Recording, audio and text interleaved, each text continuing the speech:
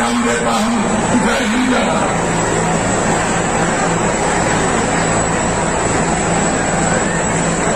मैं 1 मिनट का समय और आपसे लूंगा। हम लोग के बड़े भाई और बड़हत के विधायक आदरणीय दीपक मिश्रा साहब भाई और मैं चाहूंगा मंडल में वरिष्ठ सहयोगी कृषि शिक्षा विभाग के मंत्री और पथरदेवा से भारतीय जनता पार्टी के लोकप्रिय प्रत्याशी श्री सूर्य प्रताप शाही जी, देवरिया के लोकप्रिय सांसद डॉक्टर रमापति राम त्रिपाठी जी, जिलाध्यक्ष डॉक्टर अंतर्यामी सिंह जी, चुनावकर्ता श्री संजय सिंह जी, श्री नथुनी सिंह कुशवाहा जी, श्री नीरज शाही जी, श्री अवधेश सिंह जी, श्री जितेंद्र प्रताप राव जी, श्री ब्रह्मा यादव जी, रामाशीष गुप्ता जी, संजय तिवारी जी, पूर्व सांसद जनरल त्रिपाठी जी के विरासत को आगे ले जाने के लिए यहां सेवा में लगे श्री शशांक मणि त्रिपाठी जी, श्री स्वामीनाथ पटेल जी, भारतीय जनता पार्टी के सभी मंडल अध्यक्षगण और भारी संख्या में आज यहां पर उपस्थित सभी पथरदेवा विधानसभा क्षेत्र से जुड़े हुए भाइयों बहनों, आज मुझे एक बार फिर से पथरदेवा की इस भूमि पर आप सबसे संवाद बनाने का अवसर प्राप्त हो रहा है। कल शिवरात्रि है और भाइयों बहनों, मैं आप सबसे पहले लोक कल्याण की भावना से जिस एक देवता की हम पूजा अनुष्ठान करते हैं वह भगवान शिव हैं और कल शिवरात्रि का पावन पर्व भी है। मैं इस अवसर पर आप सबको हृदय से बधाई देता हूं, आप सबका अभिनंदन भी करता हूं। भाइयों बहनों, भगवान शिव लोक मंगल के देवता भी हैं, लेकिन जब समाज में दुष्ट प्रवृत्ति हावी होने लगती है तो उसके संहार के देवता भी वही माने जाते हैं।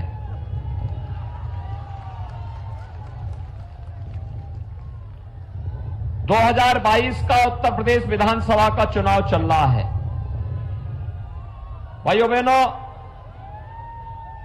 5 चरणों के चुनाव संपन्न हो चुके हैं और जब 5 चरणों के चुनाव के बाद मैं आपके पास यहां पर पथरदेवा में आया हूं, मैं कह सकता हूं कि चुनाव रुझान बताते हैं भारतीय जनता पार्टी पूर्ण बहुमत से आगे सीटें प्राप्त कर रही है। 6ठे और 7वें चरण में अब छक्का मारने के लिए हम लोग आए हैं, जिससे भाइयों बहनों फिर एक बार 300 पार के लक्ष्य को प्राप्त किया जा सके। और यह सब रुझान देखते हुए समाजवादी पार्टी और बहुजन समाजवादी पार्टी के बहुत सारे लोगों ने तो अभी से अपना टिकट बुकिंग कराना शुरू कर दिया 10 मार्च के बाद से बाहर भागने का।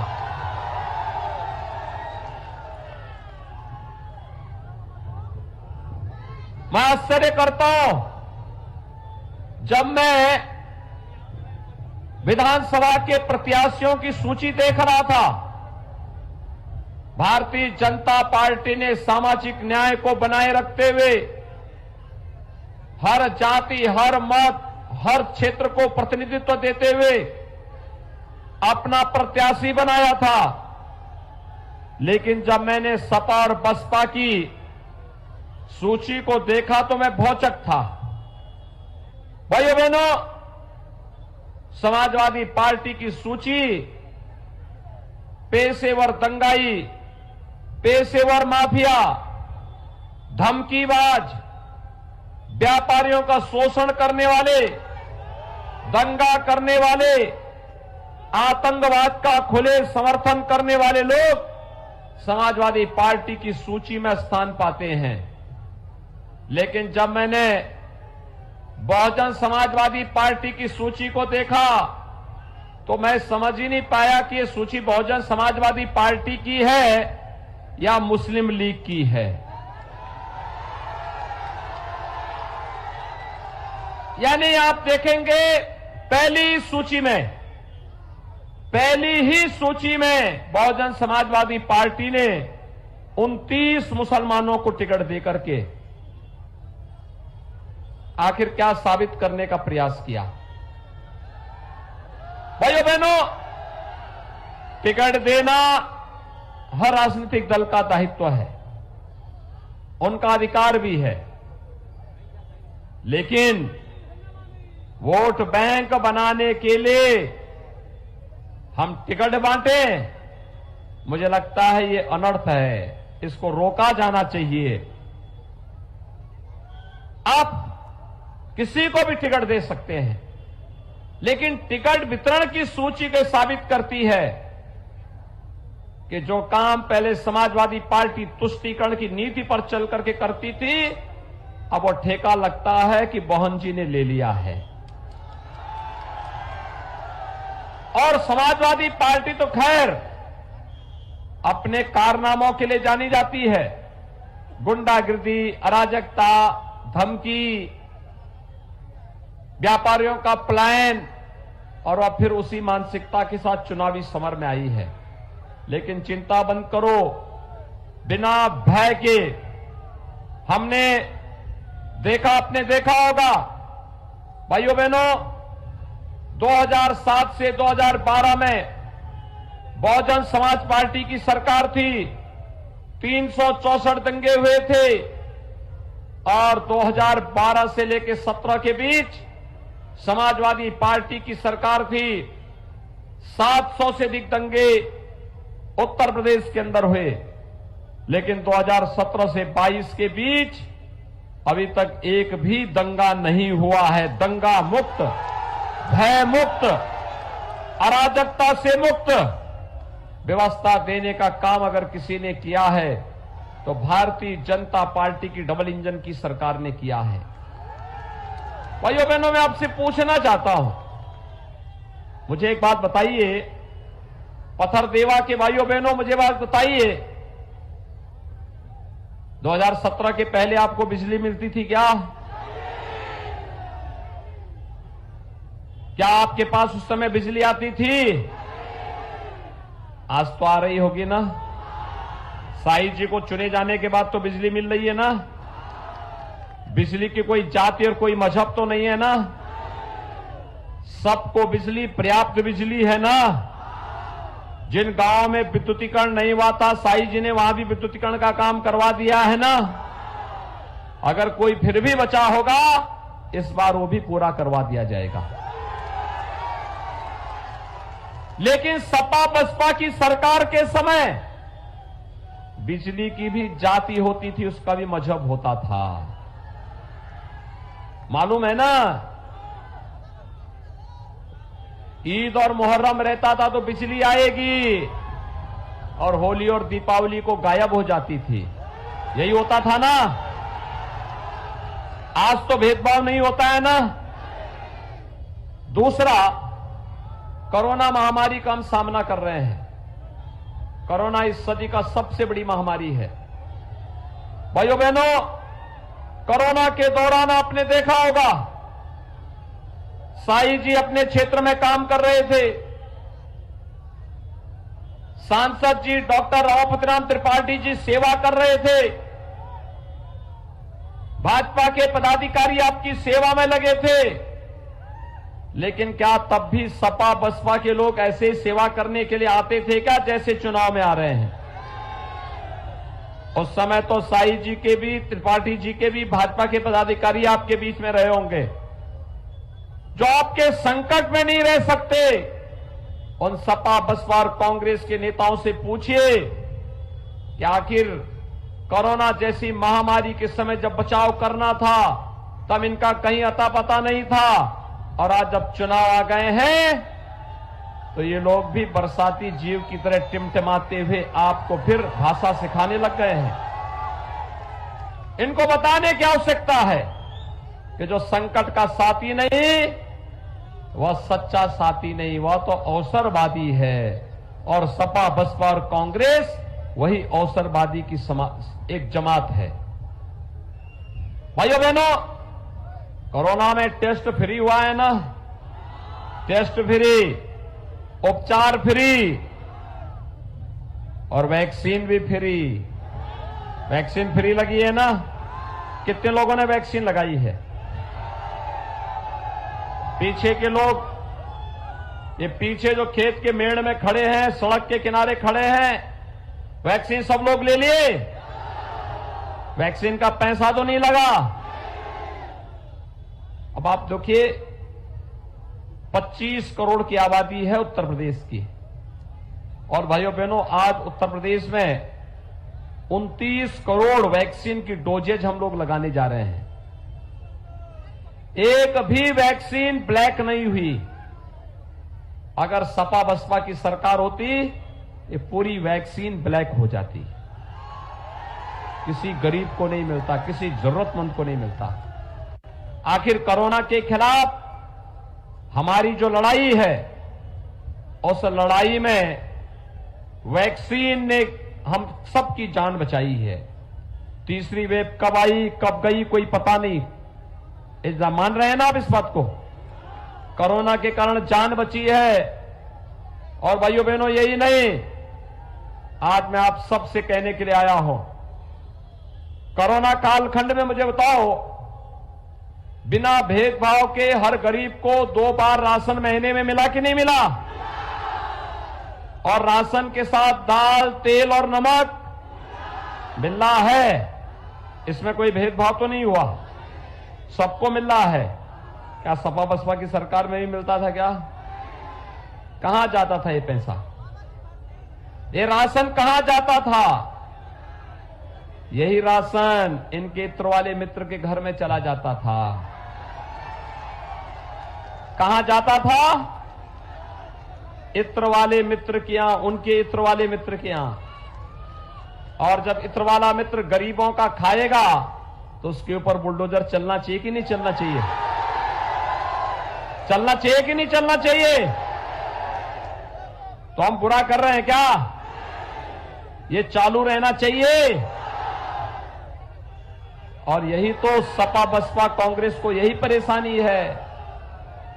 उनकी परेशानी यही है कि भाइयों बहनों, उनकी परेशानी यही है कि ये उनके इत्र वाले मित्र जो बेईमानी और भ्रष्टाचार करके गरीबों का खा जाते थे, जो माफिया विकास के पैसे में डकैती डालते थे, आज जब सरकार उनको पूरी तरह रगड़ने का काम कर रही है तो अब इनको बुरा लगता है।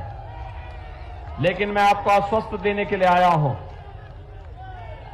मैं आपको आश्वस्त करने के लिए आया हूं कि भाइयों बहनों, बिना रुके, बिना डिगे, बिना थके और बिना झुके सरकार पूरी मजबूती के साथ अपना कार्य कर रही है। और फिर से आपकी ताकत प्राप्त करने के लिए कि भय मुक्त, दंगा मुक्त, विकास के लिए और गरीब कल्याण के लिए समर्पित सरकार फिर से भारतीय जनता पार्टी की आनी चाहिए।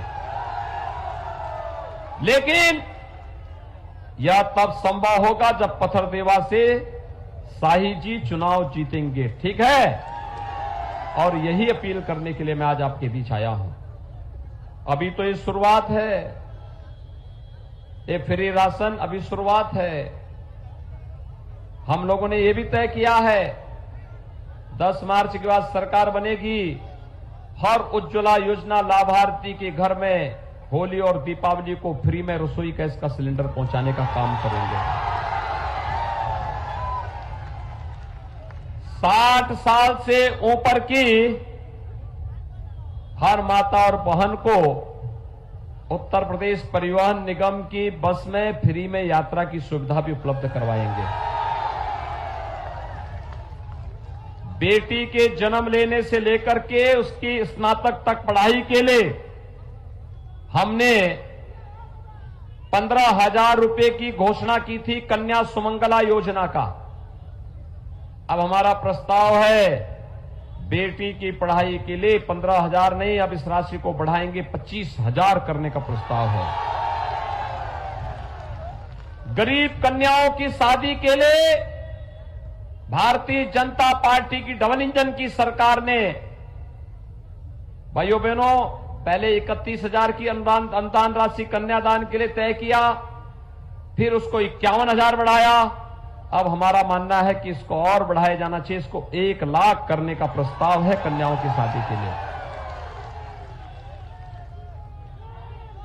हमारा प्रस्ताव यह भी है कि हमारा अन्नदाता किसान किसी के सामने हाथ न फैलाना पड़े। अन्नदाता किसान को प्रधानमंत्री किसान सम्मान निधि का लाभ मिल रहा है। अगले 5 साल के अंदर ऐसी व्यवस्था करेंगे, विभाग के मंत्री शाही जी हैं, कि अगले 5 साल के अंदर किसान को अपने ट्यूबवेल का बिल ही न भरना पड़े, फ्री में उसको बिजली मिल सके। और भाइयों बहनों, हमारा नौजवान कैसे छोड़ सकता है? अभी तो हम लोग 1 करोड़ नौजवानों को टैबलेट और स्मार्टफोन दे रहे हैं। Degree college, BA, BSc, BCom, MA, MCom, MSc या BTech, MTech, BE, ME, polytechnic, ITI, pharmacy, nursing, medical, engineering, जो भी कोर्स कोई नौजवान कर रहा है, इन सभी को हम लोग टैबलेट और स्मार्टफोन फ्री में उपलब्ध करा रहे हैं। समाजवादी पार्टी ने कंप्लेंट कर दी है, कहा साहब ये देने की आवश्यकता क्या है? हमने तय किया है कंप्लेंट करेंगे, लेकिन हम लोग 10 मार्च के बाद इसको 2 करोड़ नौजवानों तक पहुंचाएंगे फ्री में, डिजिटल एक्सेस फ्री। और भाइयों बहनों, ऐसी व्यवस्था करेंगे अगले 5 साल के अंदर हर परिवार के एक सदस्य को नौकरी, रोजगार अथवा स्वतः रोजगार की सुविधा उपलब्ध हो सके। दिव्यांगजन, वृद्धजन और विधवा महिलाओं को, भाइयों बहनों, 300 रुपए की पेंशन मिलती थी। 300 रुपए की पेंशन मिलती थी। सपा ने वो पेंशन रोक दी थी। हमने उस पेंशन को बढ़ा करके अब 12,000 रुपए सालाना कर दिया है। और हमारा प्रस्ताव है इसको 12,000 से अगले 5 साल के अंदर बढ़ा करके 18,000 करने का प्रस्ताव है। भाइयों बहनों, इतना कार्य करने के लिए, अच्छा इंफ्रास्ट्रक्चर देने के लिए, बिजली 24 घंटे देने के लिए, सड़क के लिए, हर घर नल के लिए, हर गरीब के पास अपना मकान हो, इसके लिए एक दमदार सरकार चाहिए, दमदार सरकार। और दमदार सरकार के लिए भारतीय जनता पार्टी का जीतना आवश्यक है। सहमत है सभी लोग? और भारतीय जनता पार्टी की सरकार के लिए, भाइयों बहनों, शाही जी का पथ सेवा से जीतना आवश्यक है। सभी लोग सहमत हैं? सभी लोग? और इसीलिए हम लोग आए हैं। भाइयों बहनों, सपा के लोग परेशान हैं।